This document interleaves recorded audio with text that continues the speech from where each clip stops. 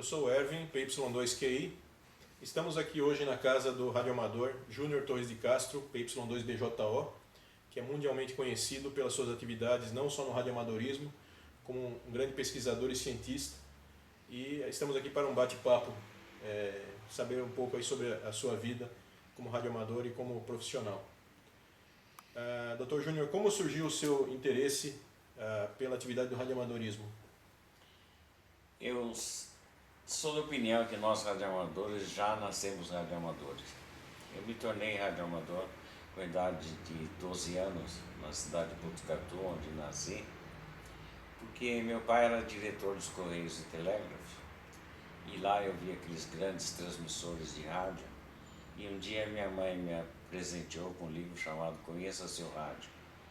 E através desse livro eu vim aprender o que é radioamadorismo, o que é transmissão de rádio, o que é recepção de rádio, o que é antena, o que é propagação. E lá mostrava a construção de um rádio galena. Então construí o rádio galena, coisa muito comum naquela época, já que o ano que foi feita essa construção do meu primeiro rádio foi no ano 1945, logo depois da guerra, exatamente quando reabriu a permissão de utilização de radiocomunicação para os radioamadores, porque durante a guerra foi terminantemente proibido o uso de comunicação via radioamador. E nessa ocasião, lendo esse livro, eu aprendi a entender o que é eletrônica, o que é transmissor, o que é receptor, e foi muito interessante, porque no livro tinha um desenho de como era uma antena, uma haste e um triângulo em cima. Então minha primeira antena foi um pedaço de arame, que tinha um pedaço de fio, um triângulo em cima. E no desenho do projeto do receptor de rádio tinha um terra, que eram tracinhos embaixo, então fiz a mesma coisa com arame, com os tracinhos embaixo, enterrei numa lata de cera cheia de terra. Então foi o meu primeiro rádio, a coisa mais absurda possível do mundo.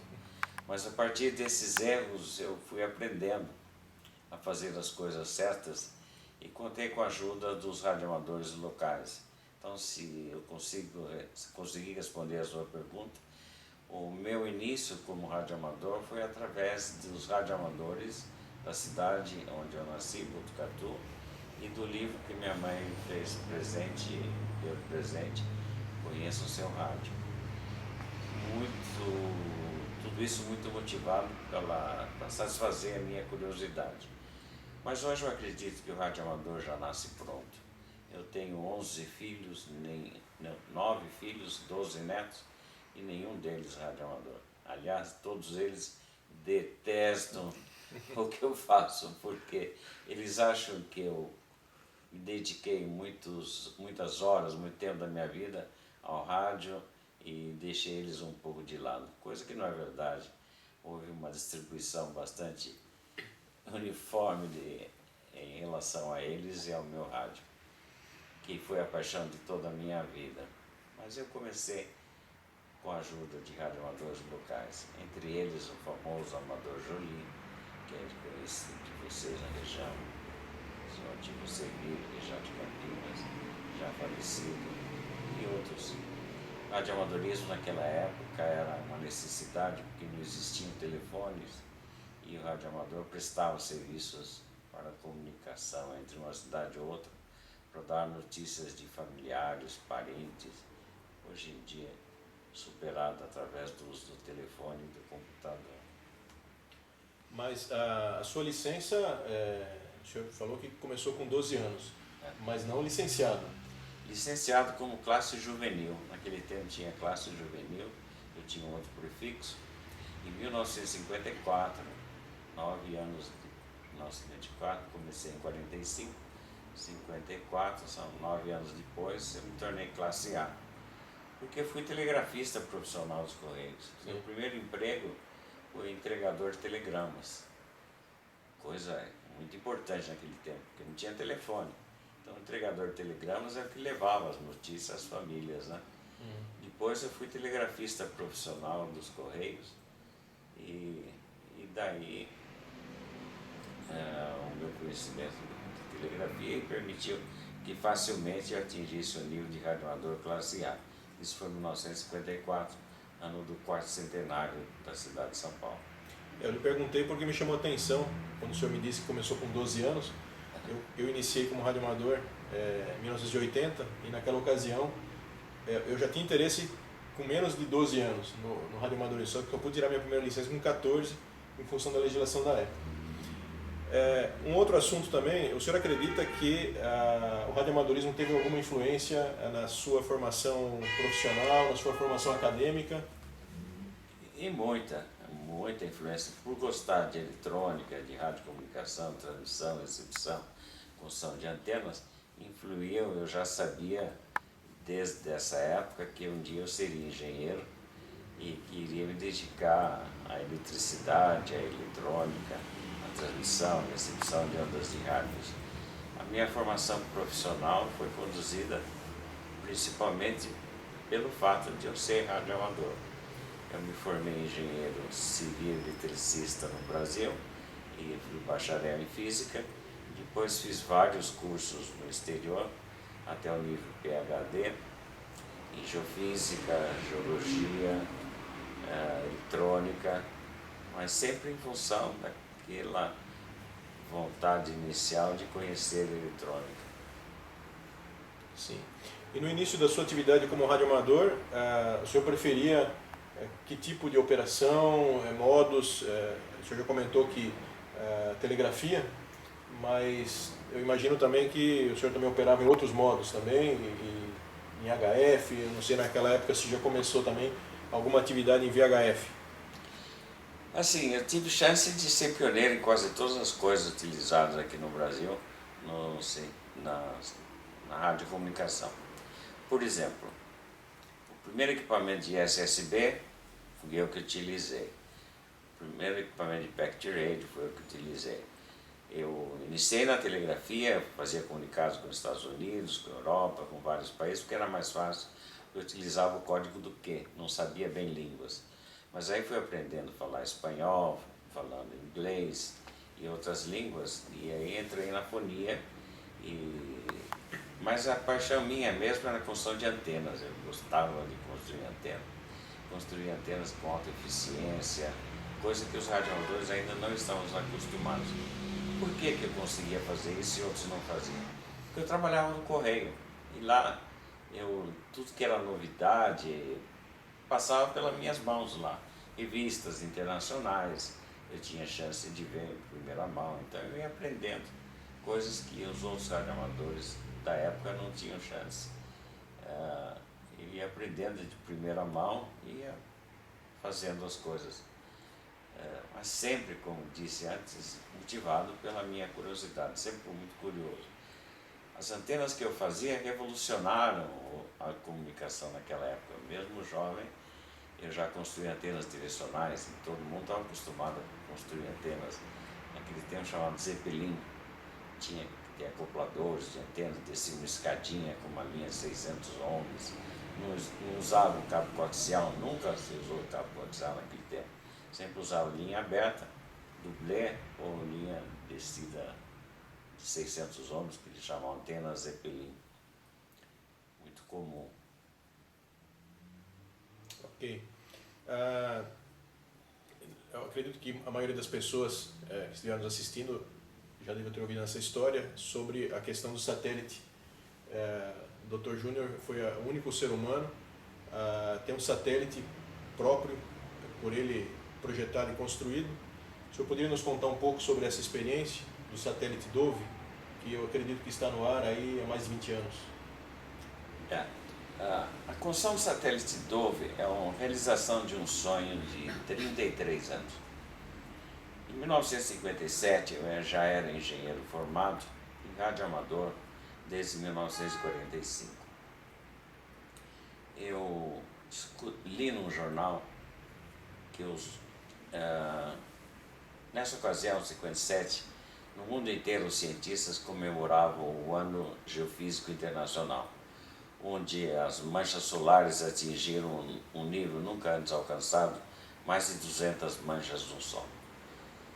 Para comemorar essa situação totalmente anômala no meio científico, onde o Sol estava muito perturbado, cientistas do mundo inteiro decidiram fazer coisas novas. Por exemplo, um grupo de cientistas foram ocupar o Polo Sul, coisa que não havia sido feita anteriormente. Grupos de cientistas foram descobrir terras nunca antes exploradas, foram ao fundo do mar. Enfim, foi um ano de muita dedicação à ciência. E os russos, para a surpresa de todos os cientistas do mundo, lançaram um satélite em 1957. Lendo no jornal essa notícia, que o satélite estava transmitindo na frequência de 20.005, frequência muito próxima à transmissão da WWV, que eu estava acostumado a escutar, eu escutei o sinal do Em ondas curtas, isso? Ondas curtas. Eu usava um receptor inglês, marca Edstone, muito antigo, mas muito usado naquela época entre os radioamadores. Não tinha nenhuma característica dos rádios modernos de hoje em dia. Cheguei a usar até receptores regenerativos, coisa absurda nos dias de hoje, mas era uma excelência naquele tempo. Mas escutei os sinais do satélite Sputnik e ele transmitia bip, bip, bip. E eu perguntei para mim mesmo o que significava esses sinais. Para mim não dizia nada, mas conversando com radioamadores de países mais avançados do que o nosso, eles me explicaram que aquele era um sinal de telemetria. Conforme a duração do bip, bip e o intervalo, indicava a temperatura interna do satélite, a temperatura externa, quanto tempo a bateria ia durar, porque não tinha painel solar naquele tempo. Enfim, mostrava o estado de saúde do satélite. Aprendendo que aquele era um sinal de telemetria, eu pensei comigo mesmo, um dia, se eu tiver capacidade, eu vou construir um satélite que fala e vai se comunicar com o cidadão comum na Terra, informando tudo o que está acontecendo com ele. Como uma emissora de broadcasting que transmite voz, transmite música, transmite entretenimento. Então eu vou construir um satélite que vai fazer tudo isso. Veja bem, naquele tempo não existiam satélites de comunicações como existem hoje, não existiam satélites meteorológicos como existem hoje, não existem satélites que retransmitem programas de televisão para o mundo inteiro como existe hoje. Mas eu pensei que isso seria viável algum dia, que isso iria acontecer. E foi o ponto inicial do meu sonho de construir um satélite que falasse. E já fui idealizando como que ele iria falar, o que ele iria fazer. Mas esse sonho... Transmitindo não só bip, transmitindo voz também. Transmitindo voz. Sim. Era um satélite que iria transmitir voz. E esse sonho demorou 33 anos para ser realizado. Eu tive primeiro que ganhar dinheiro para poder viajar, participar de congressos internacionais, aprender o que é um satélite, como se faz um satélite.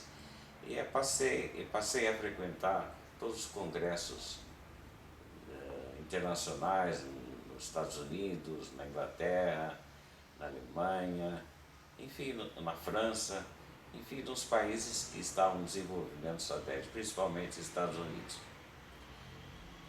A primeira vez que fui visitar um centro espacial, um congresso de satélite, eu me lembro muito bem que todo mundo olhava para mim, o que faz um brasileiro aqui nesse meio, não é?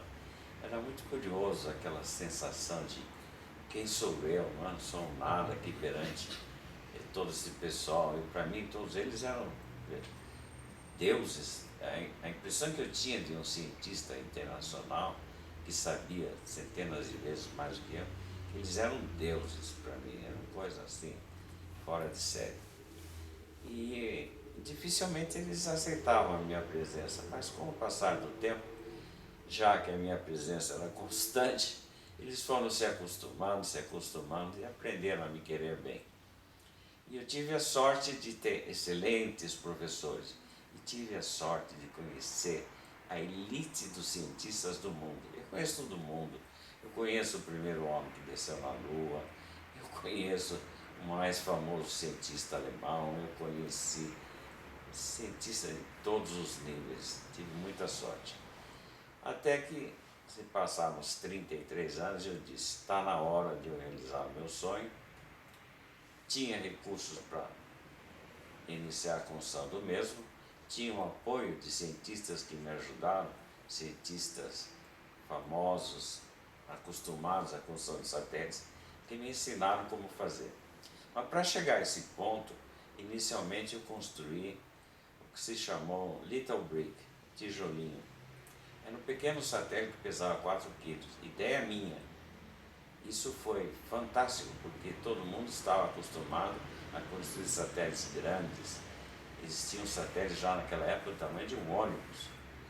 Mas eu pensava em fazer coisas pequenas. E construí aqui mesmo em São Paulo, na minha própria casa, um satélite de 4 quilos chamado tijolinho, Little Brick, com componentes facilmente encontrados na rua de comércio eletrônico Santa Efigênia. Mas é claro que esse satélite não queria funcionar no espaço, porque no espaço é necessário utilizar componentes que vão resistir a variações de temperatura de mais 50 graus a menos 50 graus. E também tem que funcionar no vácuo, não pode permitir a evaporação dos componentes utilizados na confecção do componente eletrônico do satélite. O meu satélite funcionava na Terra e com ele debaixo do braço passei a visitar congressos internacionais. Estive na Rússia 5 vezes, na França várias vezes, na Alemanha, na Inglaterra, na Universidade de Surrey. Só um parênteses, esse satélite, o tijolinho, ele já operava em qual frequência? Em 2 metros. Em 2 metros, em VHF. Transmitia em 2 metros em VHF. E ele já é preparado para transmitir voz. Para transmitir voz. Ele transmitia 12 parâmetros de funcionamento, ele informava o estado de saúde dele e transmitia em voz, em VHF, em 2 metros. E debaixo do braço viajei todos os lugares importantes do mundo que já estavam acostumados a construir satélites. E nos Estados Unidos eu pedi ajuda de todos eles para que permitisse que eu fosse possível comprar os componentes para a construção de um satélite que suportasse os rigores do espaço. Esses componentes não são vendidos de governo para governo, porque o satélite é uma arma extremamente perigosa. Então, a dificuldade maior começava daí. Não tinha como comprar esses componentes. Um governo não vendia para outro um componente para a construção de um satélite. Mas com o meu tijolinho debaixo do braço, num congresso em Salt Lake City, na cidade de Logan, perto de Universidade de Utah, na cidade de Logan, perto de Salt Lake City.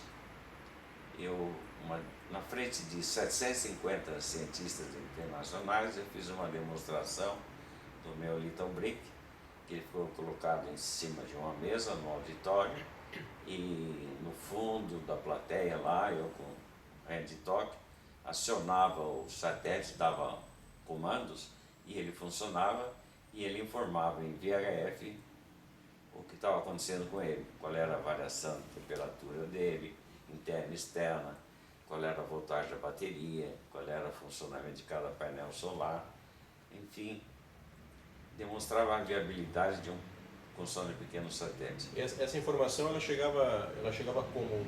Via VHF, sempre com Sim, pelo VHF, mas de que forma? Codificada por... Hoje a gente está muito acostumado a ver informação em display, eu imagino que não seria dessa forma. Eles chegavam de 2 maneiras, com sinais codificados, com o protocolo operacional AX25, né? E também em viva voz com o sistema Votrax, utilizado naquela época, bastante rudimentar, de voz sintetizada, não era nem digitalizada. Por exemplo, dizia "This is Dove in space", uma voz assim extremamente esquisita, não? Porque era a voz de um sistema Votrax sintetizado, não era digitalizado. Mas já numa forma, numa forma chip. De um chip integrado. De voz, integrado, que dava informação por voz da telemetria do satélite, tanto em código digital como em voz. Mas os cientistas ficaram entusiasmados e, com devida autorização do governo, que me facilitou a compra dos componentes eletrônicos, sempre na presença de um cientista americano e sempre com autorização dos órgãos governamentais, eu consegui comprar os componentes e se iniciou o projeto dos microsats. Projetos dos microsats são os satélites de pequeno tamanho, idealizados inicialmente por mim e com a ajuda de cientistas de nível internacional, acostumados a construir satélites de 400, 500 quilos ou 2 toneladas, como Jean King, Tom Clark e muitos outros. E com a ajuda desses cientistas se iniciou o projeto do microsat. Inicialmente foram construídos 4 microsats, um para a utilização dos Estados Unidos, outro para a utilização do Liber College, também dos Estados Unidos, o outro para a Argentina, que foi uma condição que eles tinham exigência, que o Brasil não seria somente o Brasil favorecido com essa permissão para comprar dos componentes, que um outro país deveria ter também, ou um certo envolvimento político, e eu colaborei na construção do satélite argentino, baseado no projeto do Little Brick e do projeto Microsat, que eu fui o ponto de partida, sempre com a ajuda de cientistas de nível internacional, senão seria impossível a construção do satélite, porque esses componentes não eram vendidos com facilidade. Não é? E o tijolinho foi em que ano, aproximadamente? O tijolinho eu iniciei em 1984 até 1989, 5 anos trabalhando nesse projeto. Quando eu apresentei em 1989, a partir daí foi tudo mais fácil, em cerca de 11 meses conseguimos construir os 4 microsats e os foram lançados em janeiro de 1990. Eu imagino que o microsat seja uma opção muito mais barata do que um satélite convencional. Sim, extremamente mais barato, mas assim mesmo o custo de um microsat era da ordem de 4 milhões de dólares. Esse é o custo de um microsat devido à alta tecnologia daquela época e dos componentes utilizados. Né? Por exemplo, um painel solar custa 600 mil dólares. Só o painel solar de um satélite que tinha 10 quilos de peso. Era feito com arsenito de galho. O chip EPROM, que é protegido por 16 camadas de tungstênio, estava 160 mil dólares, por causa da proteção das placas de tungstênio. Então, o satélite tudo é caro, muito caro. Ok, e o projeto e a construção do Dove foi tudo feito aqui em São Paulo? O Dove teve que ser construído nos Estados Unidos e na Guiana Francesa, porque esses componentes espaciais não são transferidos de país para país. Foi construído por mim num laboratório que eu tive que alugar na cidade de Boulder, no Colorado. Veio lá um laboratório, lá foram montados os microsats. E o lançamento se deu na Guiana Francesa? Guiana Francesa, onde eu vou trabalhar todos os anos no mês de agosto. Ah, o senhor ainda trabalha? Eu voluntariamente vou lá colaborar com eles, porque o lançamento foi gratuito. Sim. Eles lançaram meu satélite sem cobrar nada. E um foguete, eu imagino, um foguete francês? Um foguete francês da Ariane Space, um foguete de 60 metros de altura. Certo. E o lançamento foi em 1990? Foi dia 20 de janeiro de 1990. E até hoje o Dove continua em operação? A vida útil de um satélite, no caso do Dove e dos microsats, estava projetado para 6 anos, porque a bateria do satélite tem que carregar e descarregar em função da energia do painel solar. Transforma luz em energia elétrica no painel solar, que transfere para o regulador de voltagem para carregar as baterias. Mas esse ciclo de carga e recarga limita a vida útil de um satélite a 6 anos. Os satélites modernos têm uma vida útil de 12 anos. Mas apesar do meu satélite ter sido projetado para uma vida útil de 6 anos, ele durou 8 anos. Ele durou de 1990 até 1998. Mas aí, com excesso de radiação cósmica, alterou a memória do computador, que é baseada no antigo projeto do 286, computador PC 286. Mas o EPROM ainda funciona. E apesar do computador do satélite não funcionar mais e das baterias não funcionar mais, quando ele recebe luz do Sol e a radiação cósmica altera o status do computador, muda os zeros e uns lá do computador aleatoriamente, ele volta a funcionar. Então ele está funcionando já há 21 anos de uma forma aleatória. Funciona quando ele quer, não recebe mais comando de terra, não funciona mais regularmente, depende da radiação solar, radiação cósmica, depende do painel solar estar sendo iluminado pelo Sol, porque bateria ele não tem mais. Ele durou 2 anos além do que havia sido projetado. Hoje em dia os satélites são projetados para 12 anos, não dura mais que isso. Sim. E a frequência exata que ele transmite? Ele transmitia em 145.825, frequência de rádio amador. Ele transmitia 59 parâmetros de funcionamento em código digital, a X25, mostrando qual era o estado de saúde dele no espaço, e também transmitia telemetria por voz e ao mesmo tempo transmitia vozes de crianças do mundo inteiro, 3.000 vozes de crianças. Eu viajei o mundo inteiro entrevistando crianças e a função dele era promotor da paz, por isso que o nome dele é Dove. Dove em inglês significa a pomba da paz, aquela que saiu da Arca de Noé e voltou trazendo ramo de oliveira, né? Mas Dove também significa Digital Orbiting Voice Encoder. E esse nome foi inventado por mim e teve muito sucesso no meio científico e daqueles que utilizam satélite. Mas quando foi a última vez que o senhor ou alguma outra pessoa conseguiu captar algum sinal do Dove, já que ele tem momentos ainda de funcionamento? Eu escuto sempre, porque sempre? Existem atualmente 4 estações de comando do Dove. 2 nos Estados Unidos, uma na Pensilvânia e outra na Colorado, e uma na Tasmânia e eu aqui em São Paulo.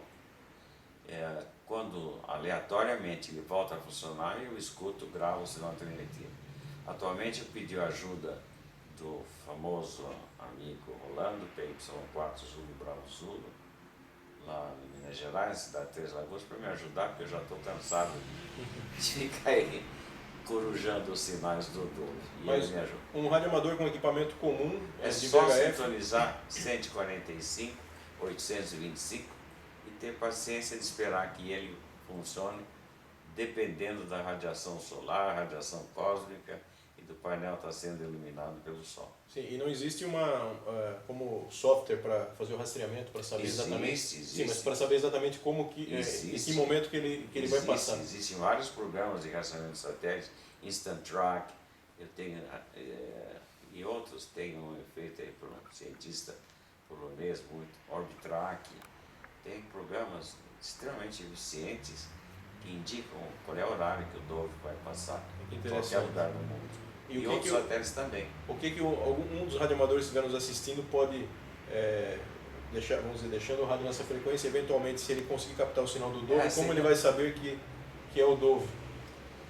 Ele manda uma mensagem para mim via computador e vai receber um belo QSL. É muito bonito o QSL do Dove. Sim, mas eu digo, qual a mensagem que o radioamador pode esperar? Qual o tipo de sinal? A X25, o protocolo X25, muito fácil de ser decodificado. Sim. Qualquer antigo aparelho de packet radio, protocolo X25 é bastante fácil. É um sinal digital e aleatoriamente ele poderá escutar 145, 825. Sim. Manda a gravação para mim e eu mando um QSL muito bonito. Bacana. Um outro assunto que eu creio que muitas pessoas já têm conhecimento também é sobre um momento da sua vida que o senhor auxiliou a NASA. Parece que resgatou um satélite. O senhor poderia contar um pouco dessa história? Não só a NASA, como também a cápsula Mir dos russos. A cápsula Mir, quem tem menos de 40, eu acho que não sabe o que é, né? Mas era uma cápsula onde os cosmonautas russos viajavam pelo espaço e eles tinham um navio na Baía de Santos que servia de manutenção quando quando a Mir passava aqui nas proximidades de São Paulo, tinha um navio na Baía de Santos que se comunicava com eles. Posteriormente, esse navio teve que voltar para a Rússia e eu fiquei encarregado de conversar com os cosmonautas russos para, em situação de emergência, poder acudi-los, né? Se houvesse necessidade, sempre havia um canal em frequência de rádio amador para poder conversar com o pessoal da Terra. Eu falar com eles todos os dias. Me tornei amigo pessoal do Musa Manarov, patrocinei várias viagens dele para os Estados Unidos.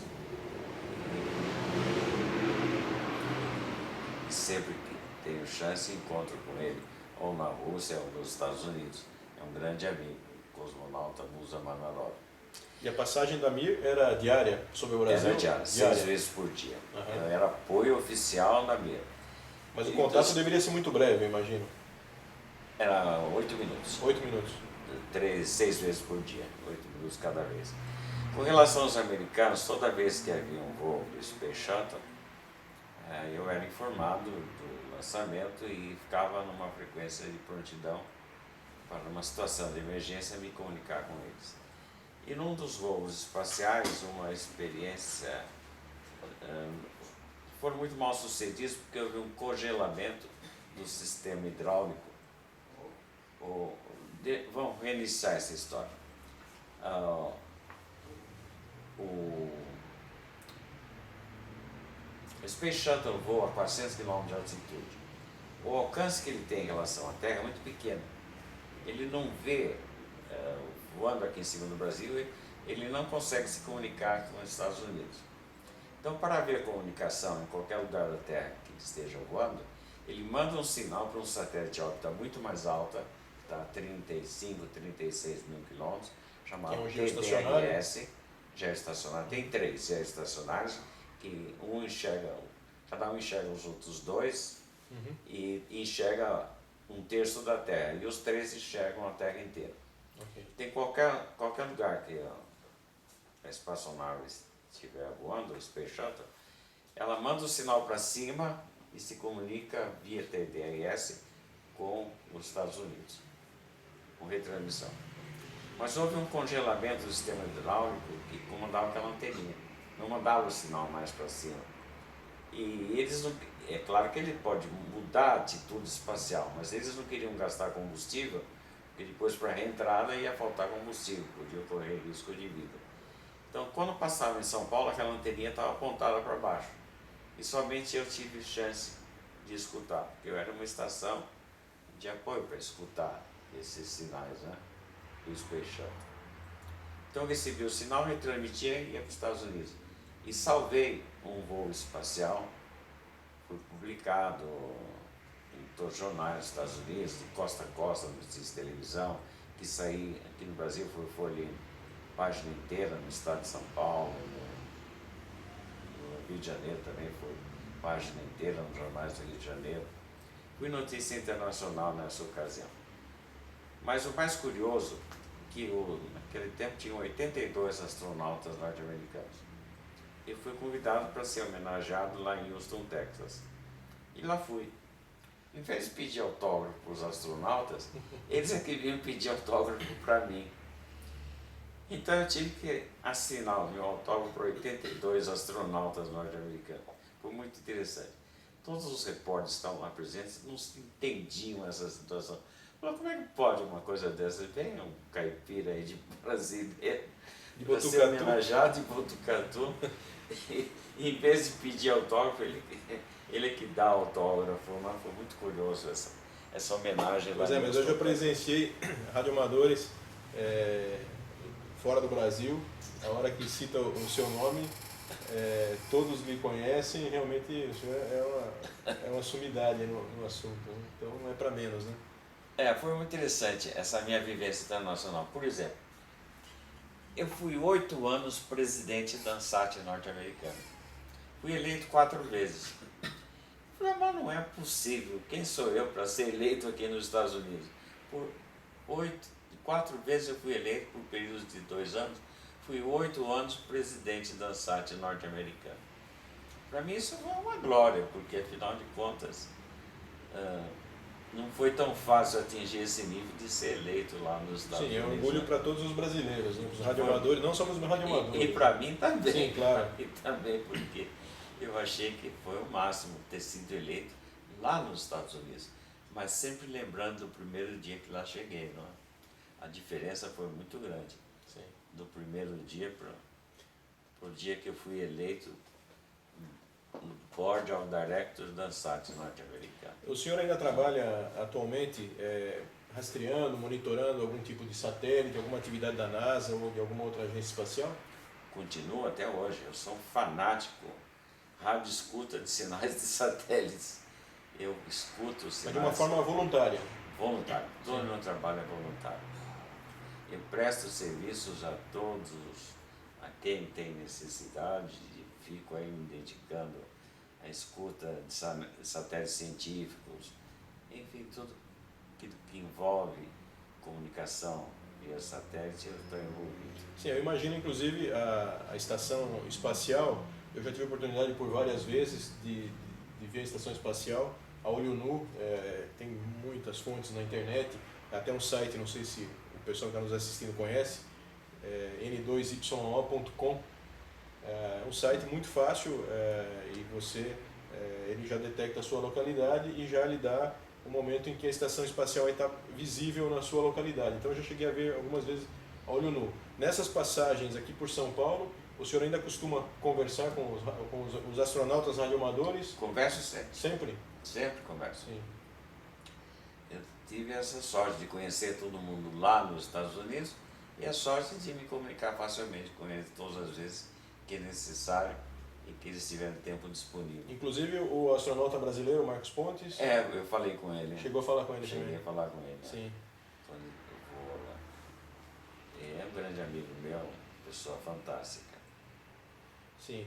E além dessa sua atividade científica, rastreando satélites, como o radioamadorismo como um hobby, atualmente o senhor ainda tem a atividade do radioamadorismo como hobby fazendo DX, operando em CW, ou fazendo algum contato local em VHF?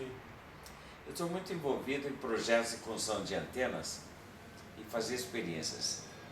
Recentemente eu tive a oportunidade de fazer um projeto de uma antena que ninguém teve ideia de fazer. Em vez de apontar a antena direcional para frente, eu construí uma antena quadrangular cúbica apontada para cima. Essa antena transmite para o zênite, para a vertical. O sinal entra na ionosfera e o meu objetivo era que a ionosfera funcionasse, digamos, como uma antena parabólica, coisa assim. Que o sinal de baixo para cima chegasse na ionosfera e refletisse de volta para a Terra e chegasse na cabeça de todos os radioamadores num raio de 2.000 quilômetros. De uma forma muito intensa. Sim, porque a ionosfera ela funciona dessa forma em HF. Funciona em HF. E o sinal em 40 metros por exemplo, o quadrangular cúbico que eu fiz foi para mandar um sinal para cima. Então é um quadrado de 10 metros de lado colocado a 6 metros de altura e um outro quadrado mais ou menos 10 metros de lado a 1 metro do chão. Refletor, no caso. Refletor. Sim. Mandando o sinal para cima. O que aconteceu? O sinal, além de voltar para baixo, numa frequência abaixo do MUF, ele se propagou pela ionosfera por reflexão, por refração e por condução. Porque o sinal saiu lá na Itália como se fosse local.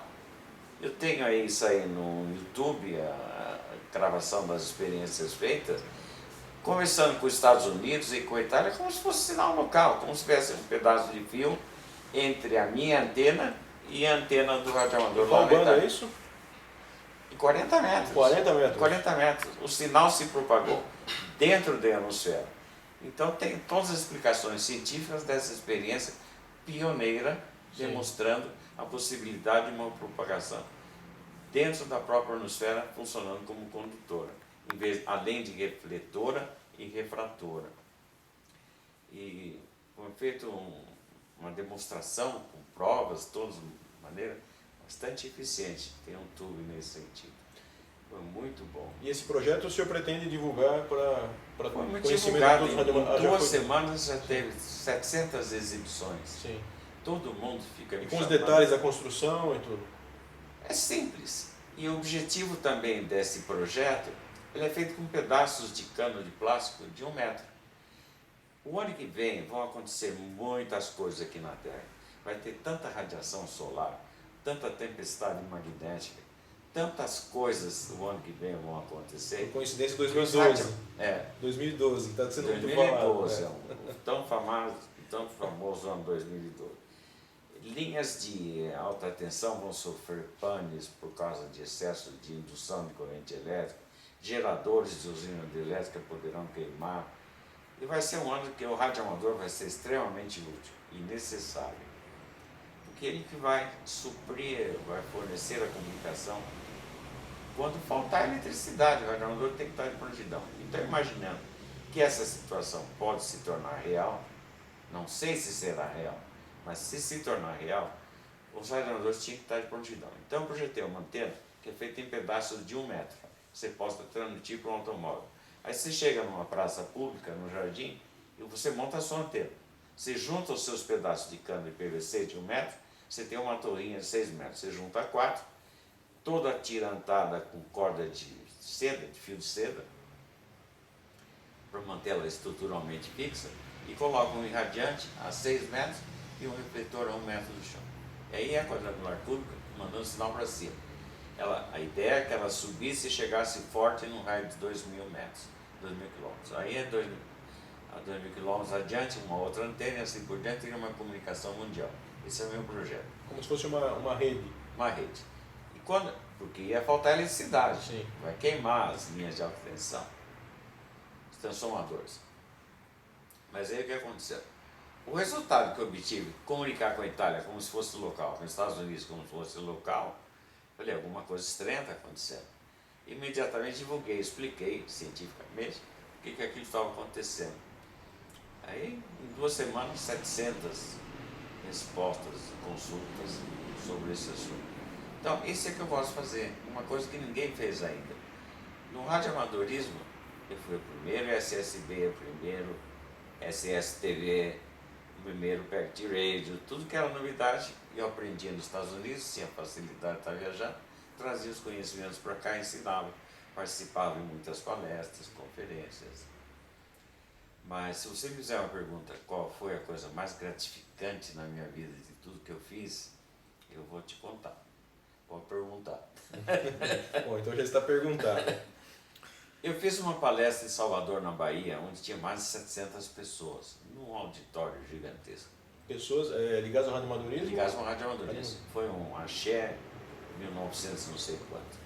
Estava todo mundo lá. O mundo era de radioamadores e pessoas de todos os níveis. Encheram aquele auditório. E eu fiz uma palestra como eu construí o satélite todo. Demorou 3 horas, fiquei falando 3 horas. Quando terminei a palestra, as 700 pessoas em fila vieram pedir meu autógrafo. Aquilo foi extremamente gratificante, mas a história não terminou aí.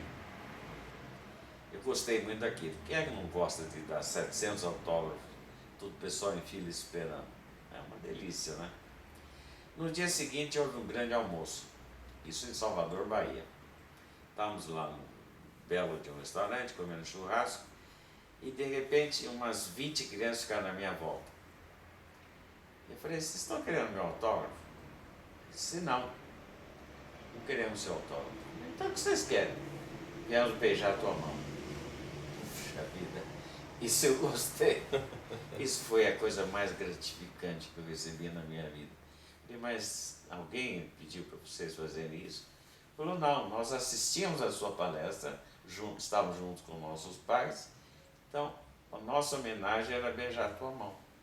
Isso gostei. Sim. Isso foi muito bonito. Eu acho que ganhou dos 700 autógrafos que eu dei. Foi realmente muito gratificante. E quando eu conto essas histórias aí nas minhas viagens aí para os Estados Unidos, ou na Inglaterra, onde eu vou todo ano, na Universidade de Surrey, eles ficam admirados, porque realmente cientistas de nível internacionais, acostumados a falar tecnicamente sobre um assunto, às vezes não tem esse alcance popular que eu tive a chance de ter. Sim. E eu acho que tem um pouco assim a ver com o brasileiro, ele tem já o jogo mais jogo, até pelas nossas dificuldades de recursos, então o brasileiro tem que realmente ser mais criativo, né? E talvez aí que levou o senhor a ter a conseguir realizar esse projeto do tijolinho e depois do Dove, né? Aí foi um sonho, né? Um desafio que tive a sorte de realizar. Sim. Não foi fácil, isso trouxe muitos problemas. Eu fiz uma palestra, uma ocasião onde chorei o tempo inteiro. Eu lembro dessa palestra, em 2006 na Fenarcom. Exatamente, porque eu tenho 9 filhos, 3 casamentos e ninguém gostou de tudo aquilo que eu tive que gastar para realizar os meus sonhos, porque eles dizem, foi o teu sonho, ou foi o seu sonho, mas não foi o sonho da tua família. Porque eles se sentiram, assim, não digo prejudicados, mas preocupados com aquilo que eu estava gastando. Sim. O que eu acho mais fantástico assim, na sua história, o senhor, se eu não estiver fazendo as contas, já tem 66 anos como radioamador. 66 anos. Para 2011 são 66. 68 mais 12. E o senhor continua ainda assim, querendo descobrir coisas novas e fazer experimentações. Eu acho que isso falta um pouco no radioamadorismo atual, né? Por exemplo, eu acho que é radioamador a única um quadrangular cúbica para 40 metros que existe no Brasil. Está aqui. Foi construída essa semana. Uma quadrangular cúbica para 40 metros. Isso precisa ter muita coragem. Mandar fazer uma torre de 25 metros para pendurar uma quadrangular cúbica para 40 metros. Então, esse é o verdadeiro espírito do radioamador, né? Pesquisa, busca. Sim, com certeza. Não é só comprar um equipamento e apertar um botão e você falando, realmente o espírito é esse, né? De pesquisar e desenvolver alguma coisa nova. Essa ideia da construção da quadrangular cúbica para atingir uma comunicação no raio de 2.000 metros, 2.000 quilômetros, e que atingiu a Itália, que está muito mais distante, ou os Estados Unidos, que também está mais distante, foi fantástico. É uma coisa novidade. Realmente é uma novidade que pode ser muito utilizada. É só ter um espaço de 12 por 12 e mandar o sinal para cima. Inclusive, o senhor comentando sobre essa questão do ano que vem, em 2012, que vamos ter alguns problemas aí, eu acabei me lembrando que a revista QST, eu não me lembro se é desse mês ou do mês passado, a revista QST inteirinha americana, ela está falando sobre essa questão de os radioamadores se prepararem para situações de emergência. Então eu imagino que isso não é de graça, que tem essa informação. Quer dizer, pode ser até que eles se basearam na minha ideia inicial de construir essa quadrangular cúbica olhando para cima. Porque a minha ideia era, se é emergência, vamos fazer uma antena de um pedaço de metro em metro. Sim. O projeto é baseado numa antena feita com um pedaço de metro em metro que cabe no automóvel. Sim. É que me chamou a atenção todas as matérias da revista QST, não sei se o senhor teve a oportunidade de ver, todas as matérias, os anúncios, todos estão dando ênfase na questão de emergência. Agora, essa questão do ano que vem, que o senhor comentou, isso já é um fato científico, não é uma coisa como assim, tem muitas religiões e coisas falando que vai acontecer um problema muito sério, mas é uma questão científica, então realmente nós vamos ter algum problema com relação ao Sol e coisas desse tipo. Bom, é um assunto muito interessante que gosto de falar. Nostradamus já dizia que 2012 vai ser um ano crítico, ele já morreu há muito tempo atrás. Os maias também dizem, é o fim do calendário maia. Eles eram excelentes astrônomos e previram o fim do mundo em 2012. Dia 21 de dezembro de 2012. É o fim do calendário maia. Mas isso são previsões sem nenhum fundo científico. Do ponto de vista científico, tem um asteroide chamado Geógrafos em rota de colisão com a Terra. Mas se sabe que ele vai passar raspando, não vai bater dessa vez, mas 27 anos depois ele vai bater. Aí o estrago vai ser feio. Raspando seria alguns milhares de quilômetros. Tem um que agora em novembro vai passar entre a Terra e a Lua, e é grande, tem 200 metros de tamanho. Quer dizer, já começa agora, em novembro. Ele vai passar entre a Terra e a Lua, a 300 mil quilômetros da Terra. Da Terra à Lua são 400 mil quilômetros. A 100 mil quilômetros para dentro, entre a Terra e a Lua, vai passar um objeto com 300 metros de diâmetro. Vai passar aí. O ano que vem vai passar o asteroide Geógrafos. Ele vai passar bem próximo à Terra. O que pode acontecer? O fator velocidade dele é tão grande que ele pode transportar parte da atmosfera da Terra. Pode, feito Pitot, vai chupar parte da atmosfera da Terra e aí começa grandes ventanias. Como se chama o efeito? Pitot. Que Pitot. nem do avião. Que Sim, mede a eu me velocidade lembrei exatamente por isso. do avião. Sim. Ou de cano de água, que mede a velocidade de um cano de água pela sucção. Aham. Ele vai criar um vazio que vai ser ocupado pelo ar da Terra. E isso vai provocar ventanias, tempestades gigantescas aqui na Terra. Mesmo que ele não bata. Isso também é mais de ciência. 27 anos mais tarde ele vai bater. Aí isso é fato.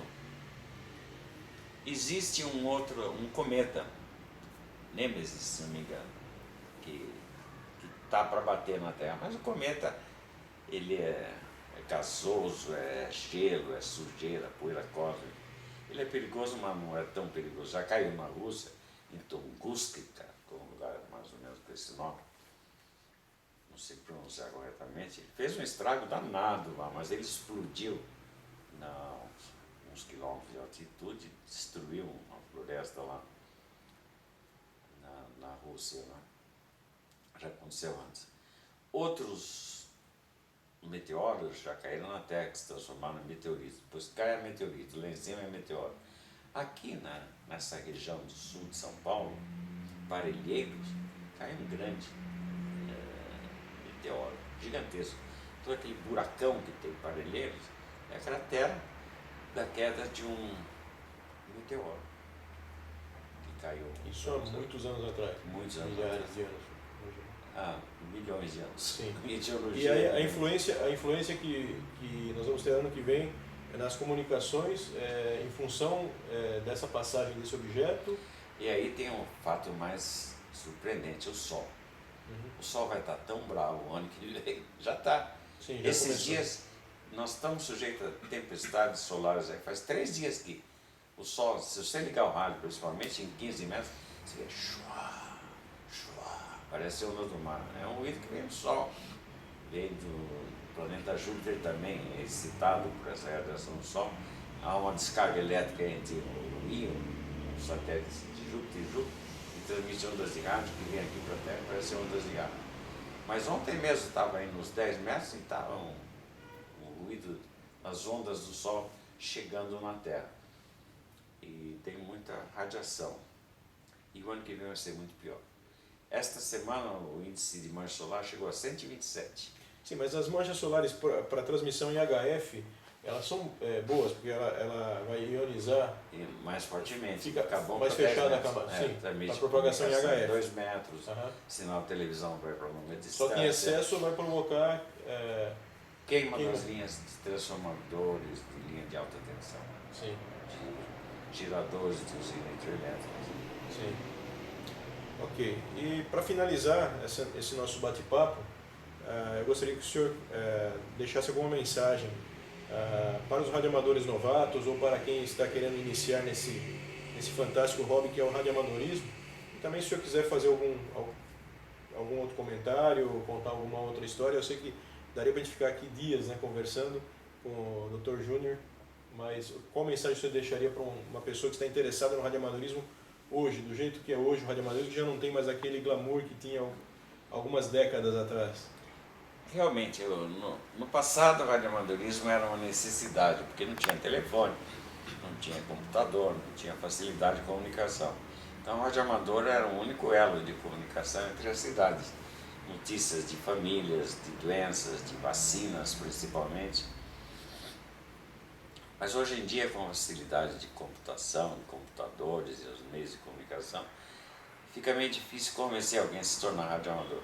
Mas milagrosamente, eu acho que todo radioamador já nasce radioamador. É um dom, um artista, um pintor, um desenhista, um músico, um médico. Já nasce com esse dom de ser radioamador. E aos 12 anos esse dom aparece e a pessoa se torna radioamador. O que tem que... Eu sempre pensei que o radioamadorismo ia diminuir, mas não, está crescendo novamente. Ele diminuiu uma certa ocasião, mas está crescendo. Mês a mês a gente vê centenas de pessoas procurando os radioclubes para se tornarem radioamadores.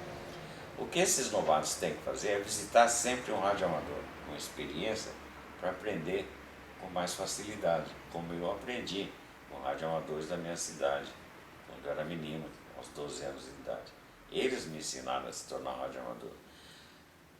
Outro modo é o radioamador visitar as escolas e tentar ensinar os jovens a se tornar radioamador. Isso seria muito útil. Dia 1º de outubro agora eu vou visitar uma escola especial aí que tem alunos de alto nível de inteligência, tentar convencê-los a se tornar radioamadores. Eu sei que não vou ter tanto sucesso, porque não se consegue convencer alguém a se tornar radioamador. É necessário que a pessoa queira ser. Mas um caminho é ir nas escolas e fazer a pessoa se interessar, ou mostrar às pessoas que existe o radioamadorismo. Uma outra forma, eu acho que talvez seria o ano de 2012, as pessoas vão ter consciência da necessidade do radioamadorismo. Eu não sei se o senhor sabe, a Malásia, hoje, a Malásia acho que é o 3º ou 4º país em número de radioamadores, e esse número cresceu de uma forma não é a Malásia, após é um país que eu conheci, que não é a Malásia, é perto da Malásia, é encostado com a Malásia. É onde tem aquele filme, O Rei e Eu, como é que chama? Bangkok é a capital. Tailândia Que tem uma exato, você tem razão. A Tailândia, após o tsunami, aquele tsunami grande, milhares de pessoas se licenciaram como radioamadores, e se eu não me engano, hoje o número de radioamadores é o 3º ou 4º, e sempre o 3º ou 4º sempre foi, acho que Alemanha. Tinha Japão, Estados Unidos. E agora a Tailândia está em... Exatamente. Está no topo. Pela revista QSD, não é? Sim. Demonstrou isso. Mas o Brasil está muito avançado, já fomos 80 mil no passado, agora são uns 34 mil. Sim. Mas crescendo, todo mês tem exame, crescendo. É uma maravilha ser radioamador. É muito gratificante. É pena que nenhum dos meus 9 filhos são radioamadores. O meu tem licença, mas nunca operou também. não teve o radioamadorismo no sangue como nós tivemos a oportunidade. Mas então é isso, eu agradeço muito ao Dr. Júnior, nosso colega radioamador, PY2BJO, por essa entrevista. Eu acredito que é muito interessante para todas as pessoas que já ouviram falar do grande radioamador PY2BJO, e ele será a capa da revista, a primeira revista CQ, que será lançada em português aqui no Brasil, no dia 5 de novembro na FENARCOM. Inclusive eu aproveito de convidar para estar lá conosco no lançamento da revista. É um grande prazer, né? Quem sabe também o senhor vai ter que dar muitos autógrafos lá, né? Ou chorar como chorei nas outras palestras. Exatamente. Então, muito obrigado pela oportunidade. Obrigado a vocês que estão me visitando. É uma grande honra também e um grande prazer recebê-los. Sim, também tem que citar que a parte técnica e a direção é do nosso colega, o grande radioamador, o PY2JF, e está aí na parte técnica. Então, muito obrigado.